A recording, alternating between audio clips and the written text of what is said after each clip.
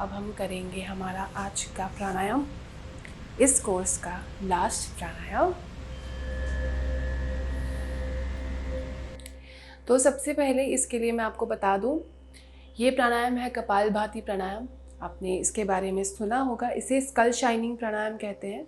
मतलब कि हमारे जो माइंड को शाइन करना, इल्यूमिनेट करना।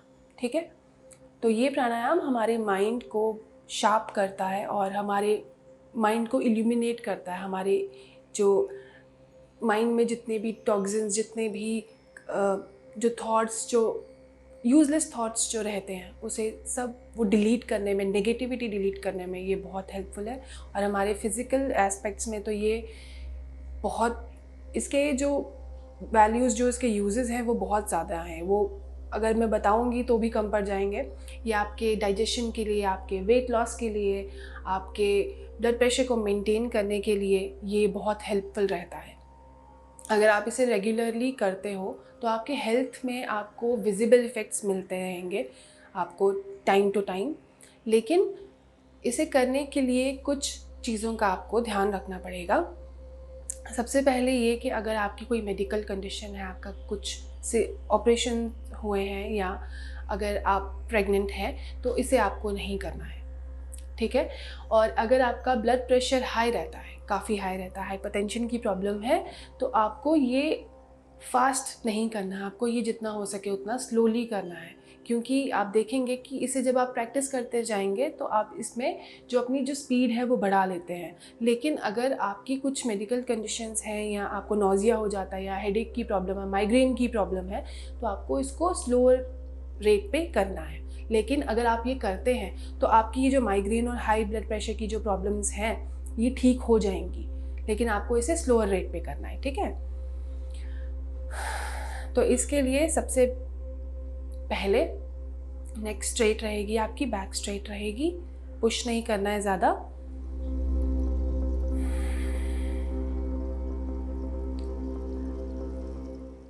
इसमें जो इसकी जो टेक्निक है वो ये है, आप इनहेल, आप सांस लेंगे, उसमें आप 3 से 4 सेकंड लेंगे। लेकिन जब आपको सांस छोड़नी है तो आपको अपने एब्डोमेन को यूज़ करना है। आपका एब्डोमेन जो है वो पुश करेगा इनसाइड, थ्रू टू इनसाइड। ठीक है। और आपकी जो सांस है वो with a push, with a force वो बाहर आएगी। लेकिन आपको ये ध्यान रखना है कि वो फोर्स आप अपने फिज़िकल लिमिट के हिसाब से करेंगे। आप जितना नॉर्मली, जितने आराम से उसे पुश कर सकते हैं उतना आराम से पुश करेंगे। अगर आपने ज़बरदस्ती उसे पुश करने की कोशिश की तो ये आपके लिए बहुत हार्मफुल हो सकता है। तो टेक्निक को समझना बहुत ज़रूरी रहता है इसमें। तो इसीलिए मैं आपको करके बताऊंगी, और ये प्राणायाम मैं आपके लिए बिल्कुल स्लोली करूंगी। आप इसे रेगुलर प्रैक्टिस करेंगे तो ही आप उसकी स्पीड पे, जो आप देखते हैं रेगुलरली जो इसकी स्पीड रहती है, उस पे आप पहुंच पाएंगे। आप अगर आपने ये नहीं किया है तो प्लीज़ इसे इनिशियल डेज़ में आप इसे उस रेट पर करने की कोशिश ना करें। क्योंकि इससे काफ़ी बार आपके जो लिवर, आपकी जो एब्डोमेन में जितने भी ऑर्गन्स होते हैं वो बहुत ही बुरे तरीके से इंजर हो सकते हैं। तो आप इसे स्लोअर रेट पे करेंगे। मैं अभी आपको करके दिखाऊंगी और आप इसे समझेंगे, इसकी टेक्निक समझेंगे और फिर इसे आहिस्ते आहिस्ते प्रैक्टिस करेंगे। ठीक है। तो हम 3 से 4 सेकंड में सांस अंदर लेंगे।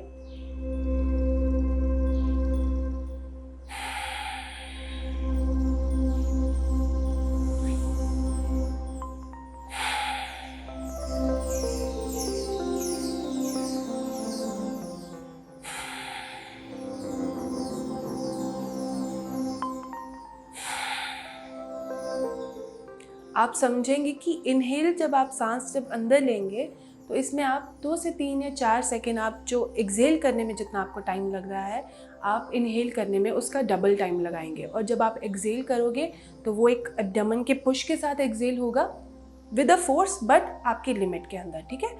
वो विद अ फोर्स वो पुश होगा और आपकी जो सांस है वो सडनली बाहर आएगी, लेकिन आपके पूरे कंट्रोल के साथ। ठीक है। फिर से इसे ट्राई करेंगे।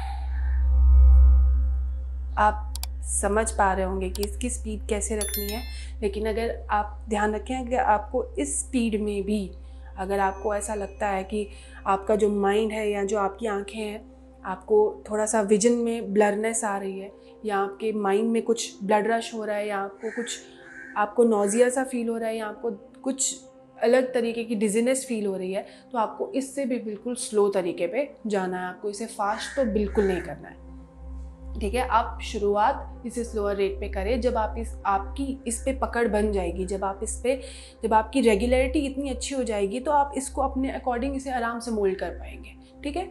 तो हम इसे स्टार्ट में अभी हम इसका कुछ 10 to 20 टाइम्स करेंगे, लेकिन बिल्कुल स्लोअर रेट पे, ठीक है। हमारे हाथ जो हैं वो हमारे प्राण मुद्रा पे रहेंगे।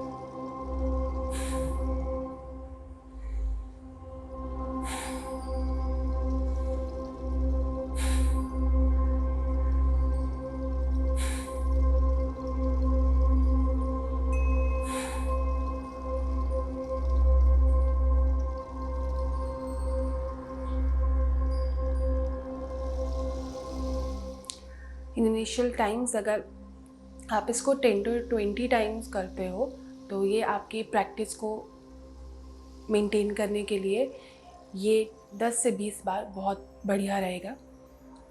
आप कभी भी ये गाइडलाइंस लेकर ना चलें कि इसे जिस तरीके से एक एडवांस योगी या एक एडवांस योगा इंस्ट्रक्टर जैसे करते हैं, आप उनको देखकर एग्जैक्टली उसी तरीके से इसे ना करें, क्योंकि उन्हें प्रैक्टिस करते हुए काफ़ी टाइम हो चुका है, उनका कंट्रोल बन चुका है, लेकिन आप अभी सीख रहे हैं। तो जब आपको सीखना है तब आपको अपने हिसाब से सीखना है। आपको योगा इंस्ट्रक्टर या आप कहीं से भी गाइडलाइंस इसकी पढ़ते हैं तो आपको वो रेफरेंस के लिए यूज़ करनी है, लेकिन यूज़ किस तरीके से करनी है वो आपके अपने अकॉर्डिंग रहता है। तो इसीलिए किसी भी प्राणायाम को, किसी भी योगासन को, किसी भी प्रैक्टिस को अगर आप किसी से पढ़ रहे हैं, समझ रहे हैं या लर्न कर रहे हैं, तो आपको वो लर्न करना है, रेफरेंस एज अ रेफरेंस उसे यूज़ करना है, उसे समझना है। लेकिन जब उसे अपनी बॉडी पर प्रैक्टिस करने की टाइम आएगा तो वो आपको अपने हिसाब से करना है। आपको अगर लग रहा है कि आप इन प्रोसेस 10 टाइम्स में आप अच्छा फील नहीं कर रहे हैं, स्टॉप इट। उसी वक्त आप उसे रोक देंगे, फिर आप थोड़ा सा ब्रेक लेकर उसे फिर से ट्राई करेंगे कि कहाँ पे दिक्कत हो रही है, आप उसे समझेंगे। तो इसीलिए आपको कुछ भी देखकर नहीं करना है। आप अगर सामने किसी को देख रहे हैं कि ये बहुत फास्ट कर रहा है, अगर यहाँ आपका अपना कोई कंपेनियन बहुत अच्छे तरीके से कर रहा है और आप उसको देखकर करना शुरू करेंगे, that is a wrong thing. आपको अपनी बॉडी को समझना है। योग is reading your body, is understanding your body. तो आपको अपनी बॉडी को अंडरस्टैंड करना है, उसे समझना है कि वो आपको क्या कहने की कोशिश कर रहा है, ठीक है। तो आपको कोई भी प्रैक्टिस करनी है अपने अकॉर्डिंग करनी है। आपका बॉडी जहाँ पे आपको फील करेगा कि आप नहीं कर पा रहे, आपको अच्छा नहीं लग रहा, आपको कुछ भी फिजिकली, मेंटली या किसी भी तरीके की कोई प्रॉब्लम या कुछ भी डिफ़िकल्टी आ रही है, तो आपको वो उसी वक्त रोक देनी है, ठीक है। और आपको कभी भी किसी को देखकर वैसी प्रैक्टिस करने की ज़रूरत नहीं है, ठीक है। तो अगर जैसे अभी हमने ये प्रैक्टिस थोड़ी देर किया, अगर आपको लगता है कि आप बीच में आपको अगर ये चीज़ फील नहीं हुई अच्छे तरीके से तो आप उसको और स्लोली करेंगे। लेकिन अगर आप अच्छे तरीके से इसे कर पा रहे हैं तो इसे पहले 1 हफ्ता, 2 हफ्ता, 3 हफ्ता मैक्सिमम आप इसको इसी तरीके से कंटिन्यू करके रखें, ताकि जब आप इसे अच्छे तरीके से समझ जाएं that you have mastered in this, then you can proceed further. ठीक है, तो अब हम फिर से इसे करेंगे और मैं आपको बताऊंगी कि इसे स्लोली कैसे बढ़ाते हैं। ठीक है, लेकिन आपको मेरे को देखकर इसे बढ़ाना नहीं है, आपको अपनी स्पीड पे, अपनी प्रैक्टिस पे कायम रहना है। ठीक है, तो हम फिर से इसे करेंगे।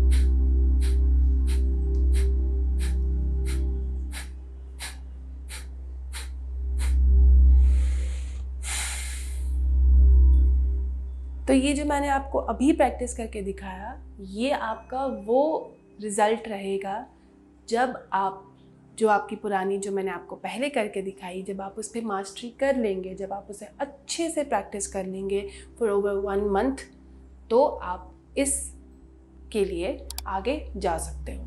अगर आप इसे रेगुलरली करते हो तो देन वेल एंड गुड, आप इसे कर सकते हैं। लेकिन अगर आप इसे पहली बार शुरू कर रहे हैं या फिर आपने इन फ्यू टाइम्स आपने ये किया है, तो आपको ये बिल्कुल धीरे धीरे करना है। ठीक है, और फिर आप आफ्टर 1 मंथ इसे अपने हिसाब से इसे बढ़ाएंगे। ठीक है, तो इसको हम फॉर द लास्ट टाइम फिर से करेंगे। ठीक है,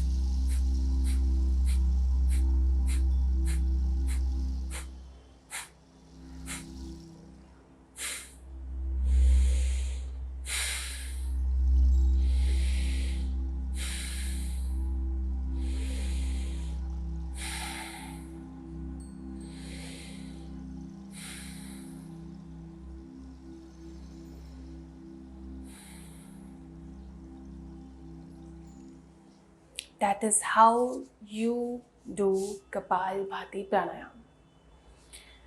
तो कपालभाति प्राणायाम के मैं आपको कुछ बेनिफिट्स बता दूं। सबसे पहले ये आपकी मेंटल हेल्थ कंट्रोल करने में हेल्प करता है। मेंटल हेल्थ आपकी मेंटेन रखेगा, स्टेबिलिटी प्रोवाइड करेगा आपको, और आपके फिज़िकली जो आपके बॉडी में जितनी भी डिजीज़ जैसे रहती हैं, जो एक डेली जैसे आपको अपनी सेहत का ध्यान रखना है, तो आपको ये ज़रूर करना चाहिए। दिन में 15 मिनट्स इन स्टार्ट बहुत बढ़िया रहेगा, और आहिस्ता आहिस्ता आप इसे बढ़ाएं। ध्यान रहे, अगर आपका अभी कोई ऑपरेशन हुआ है या आप प्रेग्नेंट है तो आपको ये नहीं करना है, क्योंकि जब आपका जो एब्डोमेन पे जब प्रेशर पड़ेगा तो इन प्रेगनेंसी और इन ऑपरेशन आपके जो सिजर्स होंगे, सीज़र्स होंगे, या आपका जो बेबी होगा उस पे वो इफ़ेक्ट कर सकता है। तो आपको इन 2 कंडीशंस में ये नहीं करना है। और अगर आप बीमार हैं, आपको फ़ीवर है या कोई भी इमीडिएट आपको कोई भी प्रॉब्लम अगर आपकी चल रही है, तो आप अवॉइड करें इसे करना, क्योंकि इसमें थोड़ा-सा जो प्रेशर है वो काफ़ी प्रेशर ज़्यादा रहता है। तो आपको अपनी हेल्थ को देखकर इसे करना है, ठीक है? तो ये था कपालभाति प्राणायाम।